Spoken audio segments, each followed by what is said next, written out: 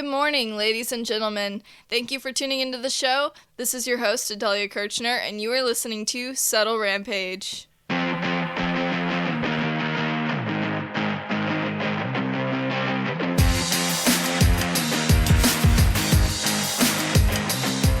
Warning, the following program contains critical thinking, honest opinions, viewpoints on culture that may seem conservative, and a positive view on absolute detestable things such as marriage and children. Listener discretion is advised. Well, hello everyone. I hope we're all just doing absolutely exquisite today. I know that I was, until for the sake of this episode, I was forced to remember the intense pain I felt while preparing to discuss one of today's topics. As I would hope we're all aware, last week closed out the voting for the 2022 midterm election, and I hope everyone got a chance to go vote, especially all the Democrats who may or may not have been threatened with involuntary celibacy if they didn't. If perhaps you don't know what I mean by that, I am, of course, referencing a music video that was put out on the BLK dating app YouTube channel last month, where our heroes, Mr. Saucy Santana and Miss Trina, sing, I guess, or rap maybe, whatever, a nice little song about withholding sex from potential, partners, if you will, unless they go vote. Which is, of course, all fine and dandy until the person hypothetically voting so they can hook up with somebody hasn't researched any candidates, doesn't understand any of the proposed constitutional amendments, and ends up just voting the way they were told to by their, potential partner. But when this music video for the song No Voting, No Vucking, okay, which if that isn't grotesque enough for you, watch the video, I guess. But when this video initially came out, it kind of circulated the internet for a hot minute there, I think, because I do remember watching a couple conservative commentaries on it. So I'm not going to rehash any of that, really. I think there's something to be said for why the people behind these videos think that this is the proper way to engage their target audience, why they think that people are going to latch on to this approach that I honestly find kind of gross and kind of demeaning. But that's not really necessarily what I want to focus on in this episode today. I just think that there is some space to talk about that specifically. Now, I know the point of the music video was technically to get people to go vote, and I'm sure to provide the dating app itself, some promotion. However, even though I know I'm not their target audience, if I hadn't planned on voting, I'm not quite sure this would have convinced me otherwise. And in the same vein here, if I was going to vote and I saw this, I don't think it would drive me to pressure anyone else to vote in this way. I think voting is important, but am I going to hypothetically withhold sex over it? It's kind of just melodramatic if you ask me. Two things here, okay? If the target audience for this dating app, and by that I mean people who are just looking for physical relationships, it seems, that's the vibe I get from their YouTube presence, but, if their target audience wants to not sleep with people casually because of this, I don't think I'm going to complain. Also, why would you even care so much about someone else's voting habits? Remind people, sure, whatever. But ultimatums? It's kind of funny, it's kind of ridiculous, to be honest. The reality is that some people don't need to vote, but they do. And some people don't need to vote, and they don't. Some people should vote, and they don't. But the reality is that why do you care? It's not your issue if somebody votes or not. If someone hasn't done their research and they sit there and they go, I'm not prepared to vote, and then doesn't make it to the polls, it is what it is. It's not the end of the world. Likewise, if someone genuinely doesn't want to vote or be involved in the realm of politics, you might think that's wrong. I might kind of question that. It's hard to be completely absolved from the world of politics, but just let them be. It's not this big of an issue. But all of this just kind of makes me think of how ridiculous people act sometimes. Because, okay, the year I turned 18, I worked early voting at the election polls down in Texas for the 2020 presidential election. And what an election to get thrown into all of this stuff. But there was this kid that came into the election polls, and I knew him because I'd known him for like probably a year prior. I worked with the guy at the time, and this guy, this isn't to shame him, it was so baffling.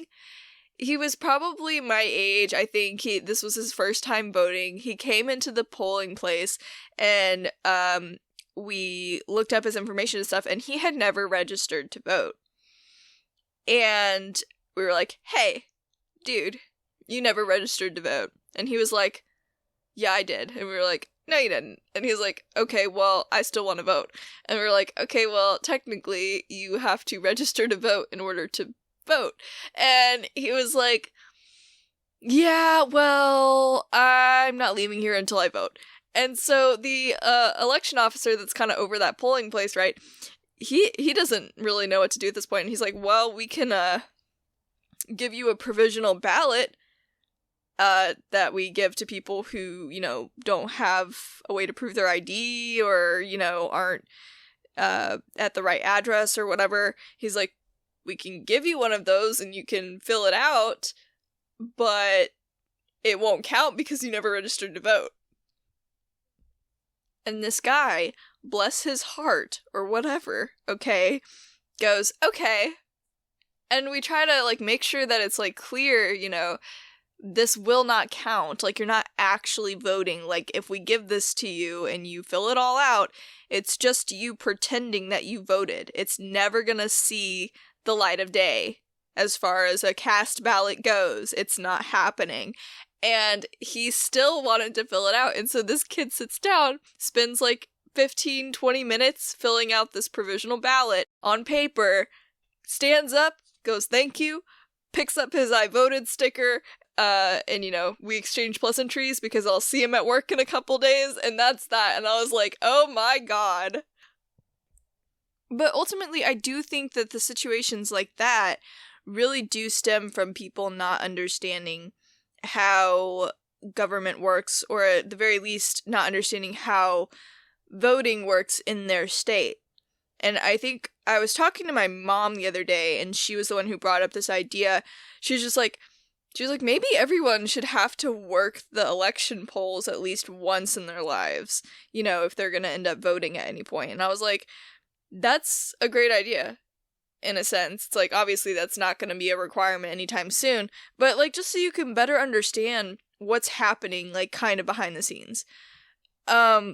Of course, every state and probably even every county is going to differ a bit, but I've worked at the election polls, I think 3 times now, both in Texas and Tennessee. And I mean, if we get down to the numbers and the security of votes, I think everything does differ depending on the state, depending on the county. It really does. And the transparency of how it's done differs as well. Because, I mean, not that I'm an expert and I can explain to you all the nitty-gritty details, but I know that finalizing counts at the end of the night for our polling location kind of differed between when I did it in Texas and when I have done it here in Tennessee. I know that in Texas, when we got to the end of the day, they didn't make all of us stay. I could go home because I wasn't I wasn't an essential employee in that instance, if we want to put it that way. There only had to be a certain amount of people present to finish everything up. And they usually just kept around the people that had a better idea of how to do it all. So there only had to be a couple people versus the times that I've done it in Tennessee, they have made all of us stay. You've got a bunch of people who don't know what they're doing, a bunch of people who do know what they're doing, some of us who are kind of in the middle, and we're all just sitting there finishing everything up. Sometimes it takes an hour after the polls are closed. Sometimes it takes an hour and a half. I've heard people say that they were at their polling location until 11 p.m. when the polls closed at 6 p.m. So it's definitely gonna differ depending on the state, depending on the county, and even depending on the polling location. Something else that I've found interesting through these experiences is that technically Tennessee is stricter on voting laws than Texas is. But I kind of wonder if it depends on the county or how urban or how rural the area is.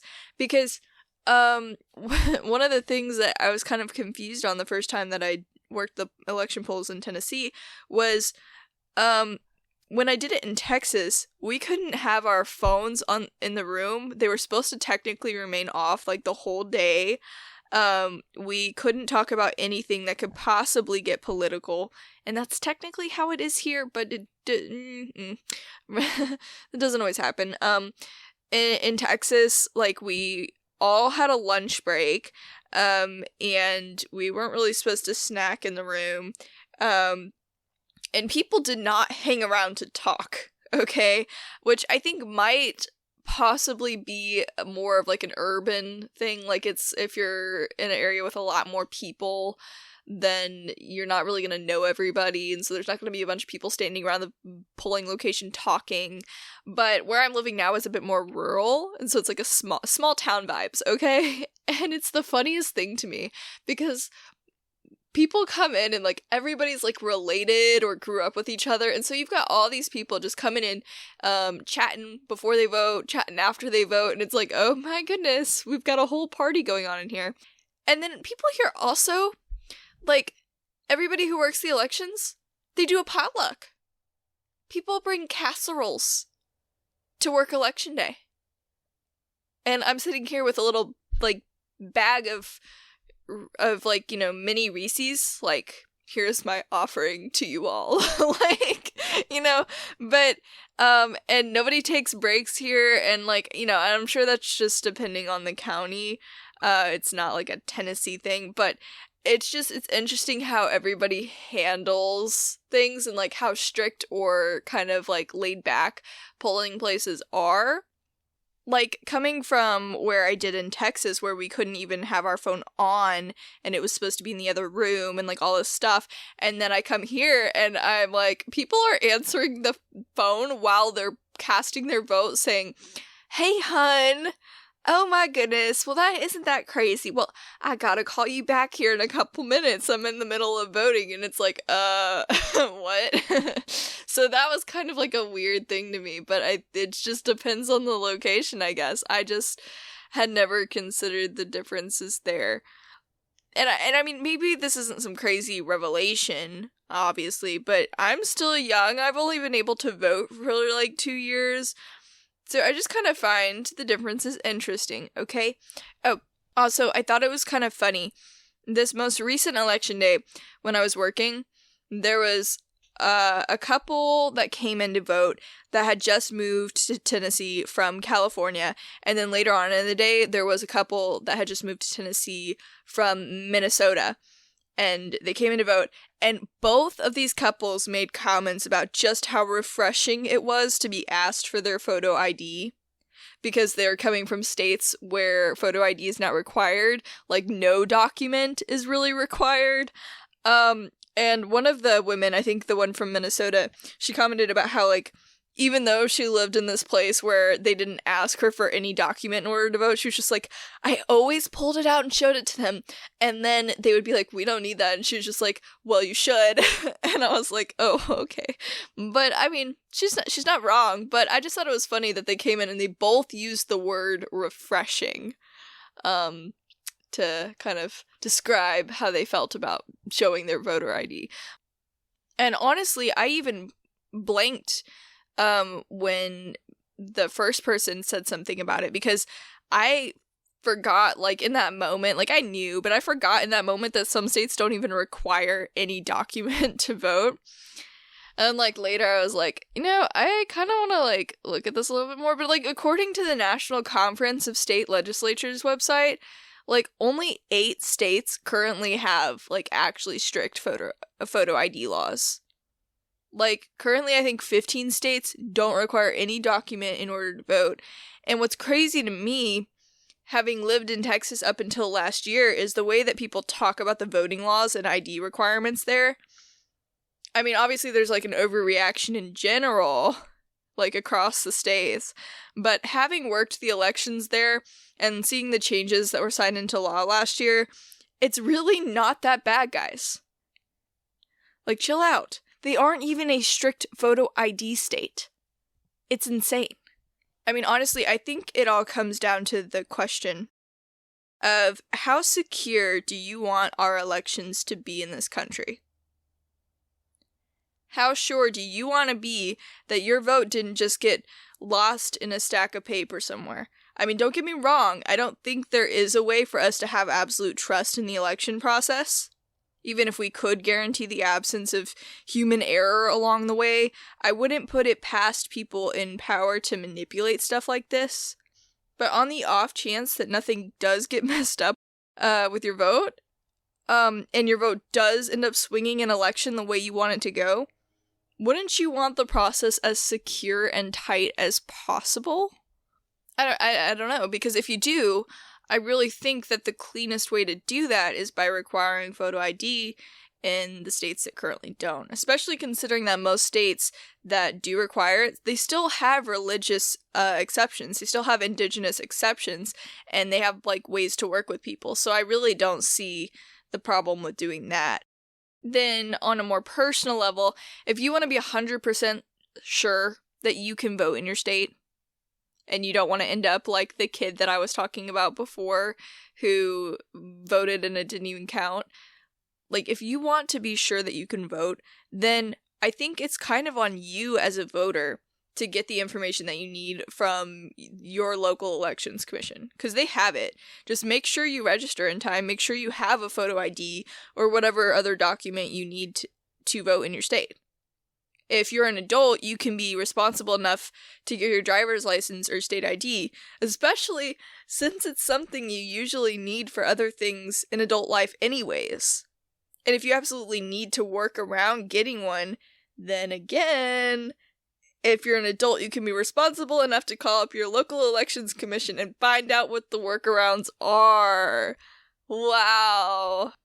But I think that's about all I'm going to say on that. Just keep track of your voter registration status, and then try to remember that local elections exist, not just federal ones, and you'll be fine. It'll be fine. It'll be so totally fine.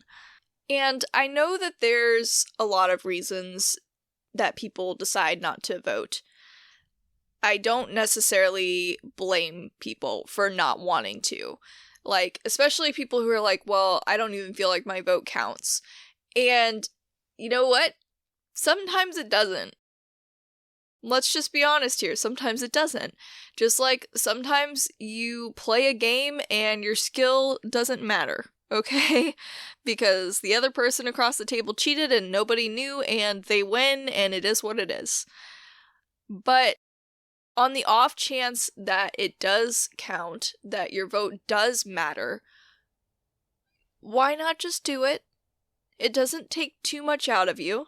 If anything, in order to be prepared to vote, you at least look up a couple of the names of the candidates, right? Or you at least review some constitutional amendments. You at least have a little bit of a radar on what's going on politically. What's going on in your government, what your legislator is trying to vote in, etc.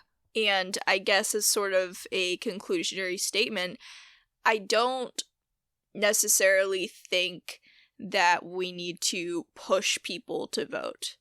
I don't think that there needs to be these videos like no voting, no vucking. I don't think there needs to be campaigns like YouTube has done in the past where you get a bunch of creators to go vote, guys. It's the best thing you can do for your country. Like, I don't think there necessarily needs to be this like campaigning to get people to vote, because I think everybody kind of understands in the United States, when you turn 18, you're allowed to vote. I think it's just kind of like common knowledge. If it's not, I don't know how, but I'm pretty sure it's common knowledge that when you're 18 you can vote. And so if somebody places importance on voting, they're gonna go vote. And honestly, if somebody doesn't place importance on voting, I don't really want them to vote. I might want them to kind of reevaluate where they stand, and if they decide that they are going to place importance on it, then go vote, yeah, whatever. But if somebody doesn't place importance on it, I don't feel like they're making a decision that's based on anything concrete. Whereas if somebody actively goes out and votes every year or multiple times a year and shows up to their local elections, etc., that kind of gives me more so the impression that they care about the decision that they're making and that they've thought about the decision that they're making. Whether or not that's true, it's more likely to be true at least. Anyways, I think that's about it for this episode. Thank you for listening, and remember to tune in every Wednesday for new content.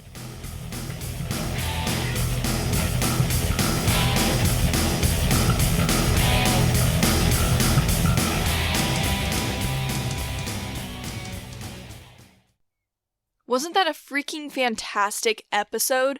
I mean, if I were you, I'd want to subscribe to the YouTube channel and follow the podcast on social media at Subtle Rampage Podcast, so I wouldn't miss any new episodes in the future. But I guess that is just me, so do whatever you will with that.